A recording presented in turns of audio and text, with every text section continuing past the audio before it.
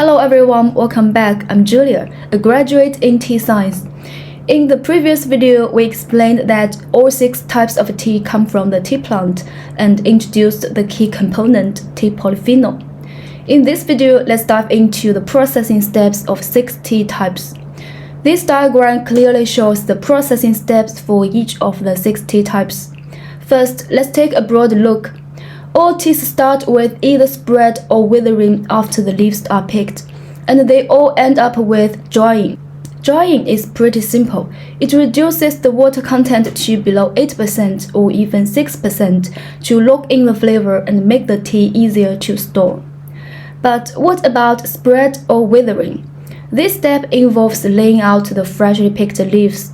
It can be done naturally or with machines to control temperature and airflow.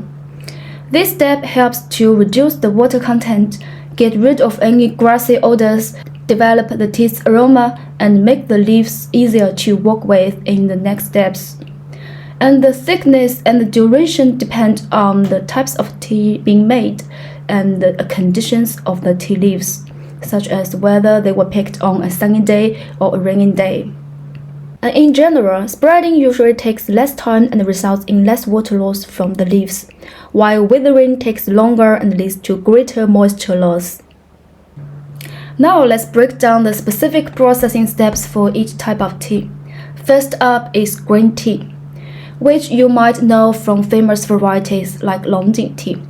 After spreading, the key step in green tea processing is enzyme inactivation, also known as fixing. This involves quickly heating the leaves to over 80 degrees Celsius to deactivate the polyphenol oxidase and stop the oxidation. Heating can be done by pan firing, using a rolling fixing machine, or steaming.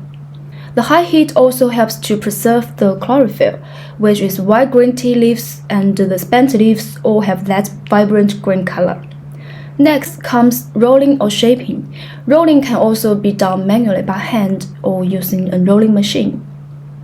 Rolling can not only tighten the leaves into their characteristic shape, but also help to release more flavors when brewed. That's the whole process of making green tea. Some famous green teas include West Lake Longjing tea, 恩施玉露、碧螺春 and 信阳毛尖. Next, let's move on to yellow tea, which is the least common of the 6 types. Even in China, yellow tea is not widely consumed. Compared to green tea, yellow tea has just one additional step, a process called yellowing. This can happen after fixing or after rolling. In this step, the enzyme inactivated tea leaves are wrapped in paper or cloth. This creates a warm, humid environment, letting the slight polyphenols oxidize without enzymes. And the chlorophyll also breaks down a little bit under these conditions, giving yellow tea its characteristic of yellow color in the leaves, root, and the spent leaves.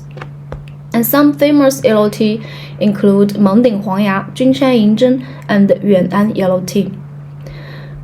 Next, let's look at the white tea, which has the simplest processing method of all 6 types. It involves just 2 steps, withering and drying.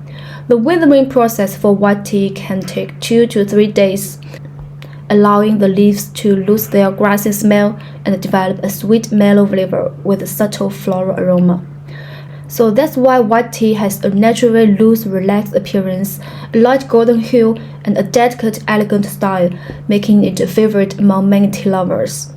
The popular white tea include silver needle, white peony, shoumei, and moonlight white. Now onto oolong tea, which is known for its rich aromas. The processing of oolong tea is one of the most complex among the 6 tea types. After withering, the key step is tumbling. In this step, the leaves are shaken to bruise the edges, allowing the polyphenols to partially oxidize and release aromatic compounds. This tumbling process can last for hours, with periods of shaking followed by resting. Tumbling is the secret behind oolong tea's amazing, enchanting aroma. After tumbling, the leaves undergo fixing similar to green tea to stop the oxidation and lock in the flavor. Then comes rolling and drying. Oolong tea can be dried using electric heat or traditional charcoal roasting, which gives some oolong teas their charcoal roasted aroma. The oxidation level in oolong tea varies depending on the tumbling process, which is why you can find such a wide range of flavors, from the light and floral Tieguanyin or Lishan oolong to the rich and robust Wu rock tea. And which one do you prefer? And now let's talk about black tea, which is probably the most familiar to many of you. The processing for black tea is quite different from the others. After a long period of withering, the leaves are rolled to break down, then piled up to oxidize. Rolling is necessary for the oxidation that comes next. Then the oxidation step involves the polyphenols turning into thiophlavins and the thiobigens, giving black tea its characteristic red color and rich flavor. Once oxidation is complete, the leaves are dried multiple times at high temperatures to lock in the flavor and reduce moisture. And there are many popular black teas such as Lapsang Souchong, Jingjunmei, Kinmen black tea, and Dianhong. Finally, we have dark tea, which includes well-known varieties like Pu'er from Yunnan. The initial steps in dark tea processing, spreading, enzyme activication, and rolling are the same as in green tea. After rolling, the leaves undergo a unique key step called piling fermentation, where they are piled up in a controlled environment to encourage the growth of microorganisms like Aspergillus niger and yeast.